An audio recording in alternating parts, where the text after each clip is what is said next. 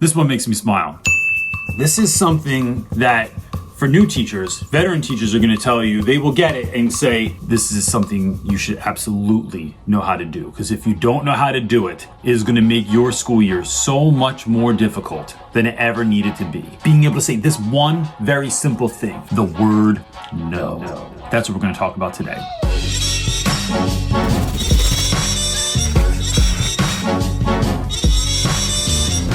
So when I say learning how to say no, that's not learning how to say maybe or something of that nature. It is saying no, or at the very least, let me get back to you on that. And I'll tell you why that one works in a minute. Saying no is so important because look, when you first get a job, there are, especially if you're in a high need school, that they need someone to do lunch duty, bus duty, teach the extra class, to have 6 different preps during the day, which means just teaching 6 different classes during the day, to stay after, to come in on Saturday, to help volunteer to work with kids on the weekend, to take this extra trip after the school day's already ended, to run that club on debate. And you're like, bro, I've never been in debate in my life. These people, they love to argue. I mean, they live to argue. All of these things are going to come up because there are all these needs and they want to see what you can help with. And if you're not careful, you're going to sign up for a whole bunch of stuff that you don't really care about, that you did for kids, but then you get into it and you realize in week 2, 3, 4, 5, 6 that it's like, why am I coaching track right now? I don't even run unless I was in danger, but now I'm in charge of kids running, pole vault, what?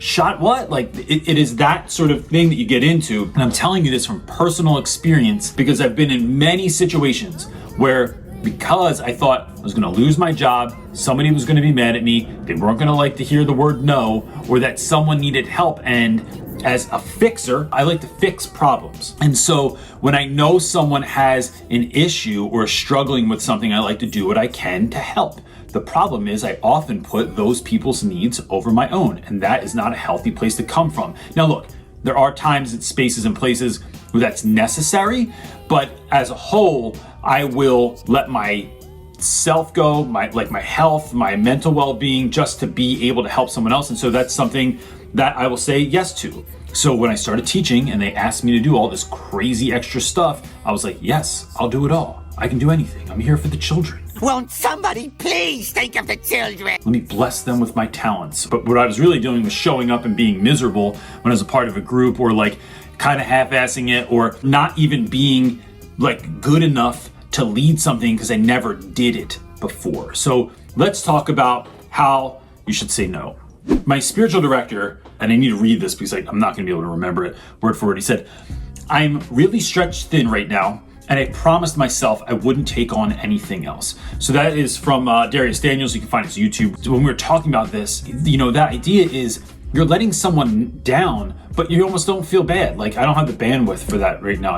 Man, we've all been there. We all haven't had enough bandwidth for any number of things. It's a smoother way. He's kind of a smooth dude, so it's a smoother way of doing it. Stop saying that word. Another way is to say something along the lines of look, to do the best job, I hear what you're asking, but to do the best job I can in my classroom and in the activities I'm already involved in right now, I can't take on anything else, because taking on something else is going to take away from those things. And so I think that is a valid reason, or it's a good way of putting it as well.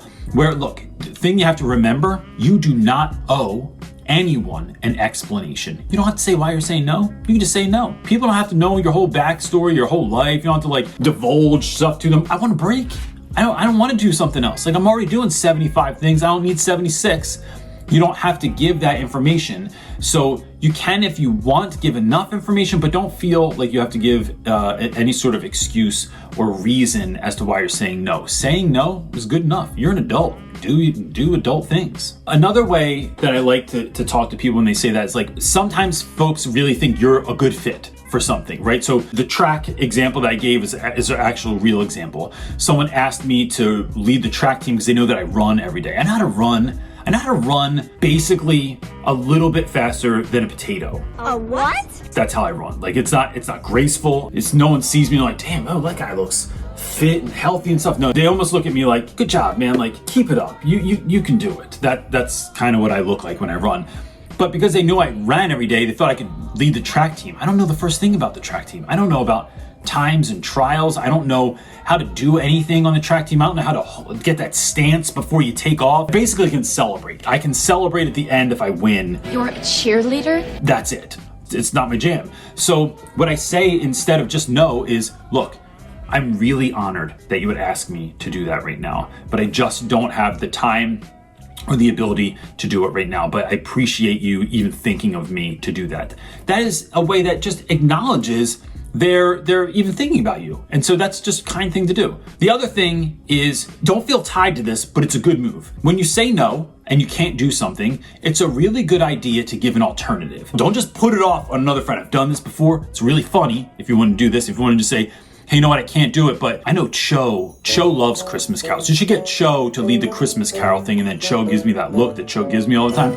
The real move, I think, is to give an alternative. To say, I'm not really good at track, but did you know that Mr. Rufo, he's really great at track, or he used to run track in college. Like, he might be someone you want to talk to about this. Or did you know Mr. Diawara used to play lacrosse when he was in college? He might be a good person for you to connect with. So what you're doing is not just shutting down their dreams and then letting them try and figure it out. You're giving them alternatives as to other things, other people, other places they might go to find help with which they're looking for. Now listen, why do we do this? I'm gonna say it again. Because saying yes to everything dilutes all the other things you're doing. You cannot multitask. Studies have been done that multitasking doesn't exist. That when you think you're doing two things well, you're not. Now, there are certain things that human beings can do, like chew bubble gum and walk at the same time, and some people really still struggle with that. You can't even walk and chew gum at the same time. Overall, doing any one thing at a time is the way that things should be done. And so when we try and multitask, when we try and take too much on, it just takes away from the other things you're doing. Or, as the prophet Ron Swanson once said, never half-ass two things. Whole-ass one thing. So let me give you an example, because there's something I did once. You know, I had a student, I talk about this in my book. There's a part of my book where I talk about a student that I had named Donovan, and Donovan had written a play, and it was his dream to put on the play. So in the beginning of his junior year, I talked my school into letting me have a class in which the whole class would be based around creating the production for Donovan's play. And when we did that, it was really me creating space for Donovan to be able to facilitate this. I helped motivate kids sometimes. I helped build the sets. I helped with some of the logistics of it. But really, it was Donovan who created the costumes. He designed the sets. He built the props. He made the costumes, or at least found them, but a lot of them he made. He wrote the play. He directed the play. He ended up being the star in the play because the guy that was going to do it freaked out in the week before. So Donovan learned everything and then was the actual star of the play. He choreographed the play, taught all the dances, came up with all the dances. I mean, everything from beginning to end, Donovan did. The play went off. Besides the basketball championship, it was the most tickets to anything we'd ever sold ever in the history of the school. It was a smash hit. We did it just before Donovan graduated. And then when Donovan graduated, they wanted me to teach drama because they saw the success of that play. And so I felt stuck and I said yes. And I was only 4 years into teaching. So I said yes, that I would do it. The result was a nightmare. I had a room full of kids that I was supposed to do what with? Direct something? Let me tell you something. The only time I have ever been in a play was in the 6th grade when I played Buzz in Computerized Christmas at the Morristown Mall in New Jersey. I have no acting skills. I've never been into drama. It's not my jam. And so, but I signed up for it, and then it was a nightmare. The class was hard to keep engaged. It was hard to get them to do anything. They saw immediately that I didn't know what I was doing. And these are kids that loved me. This was one of my favorite classes of all time, but without the know-how, without the real passion behind it. And because I was operating out of fear, I just didn't do particularly well. So saying yes to things, although you think it might save your job or it's going to win you favor with someone, when you can't pull it off, it's you just look why didn't you just say no? Why didn't you just say you wouldn't do it? Be really careful as to what you do say yes to. Now look, what do you do if you did say yes? You're watching this, you're like, damn, Reynolds, but I already told them I would be the head beekeeper at the school, or I would coach the math team or something like that. Don't beat yourself up about it. That's the worst place that you could start from. I suggest that if you get into a situation where you said yes and you didn't mean to. You have two opportunities. One is to call them back and say, look, I thought about it and actually I don't think I'm a good fit for this, or this isn't a really good time for me to do this. I apologize for the inconvenience, but I'm gonna have to say no at this time.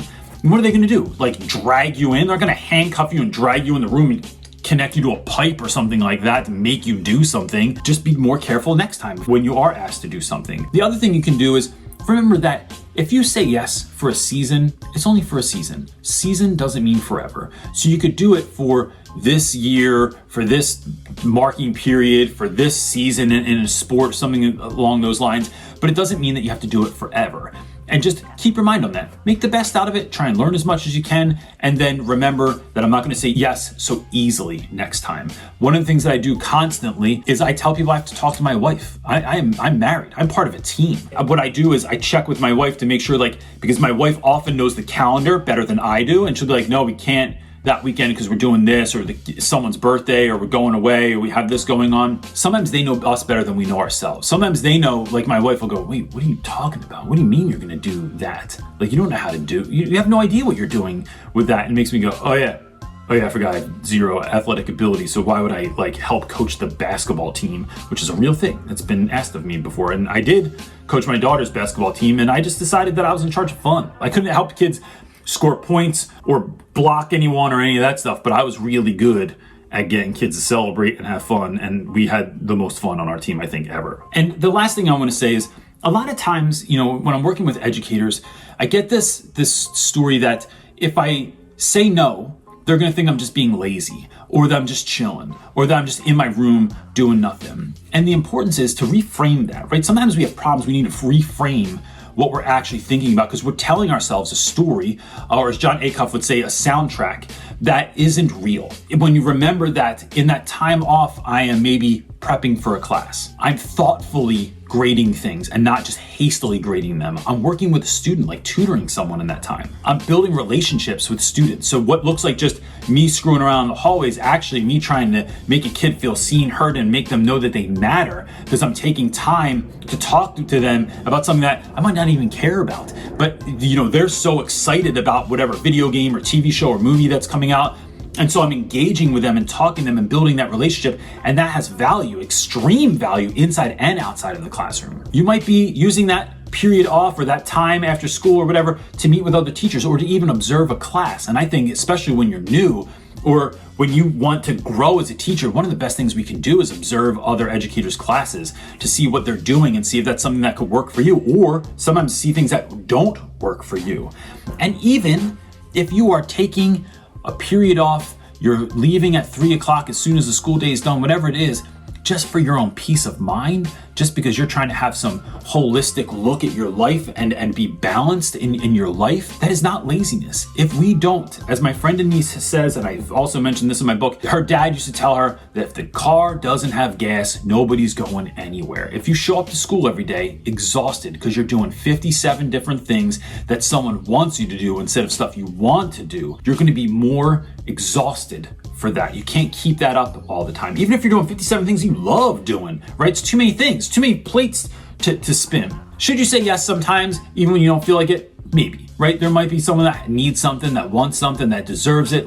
That's different. But for the majority of things that people ask you to do in school, it's okay to say no, and that's just how I think that you should go about handling that situation. Look, there are a lot of people that could use this message. If you know someone that could use this message that needs to learn how to say no more often, please share this with them. If you want to know anything else about Real Rap with Reynolds, you can go right to our website, realrapwithreynolds.com, or follow us on social media. We're on all the major platforms, and that's just a good way to stay in touch and to stay connected. I hope you have a great year, and we'll see you soon. Peace.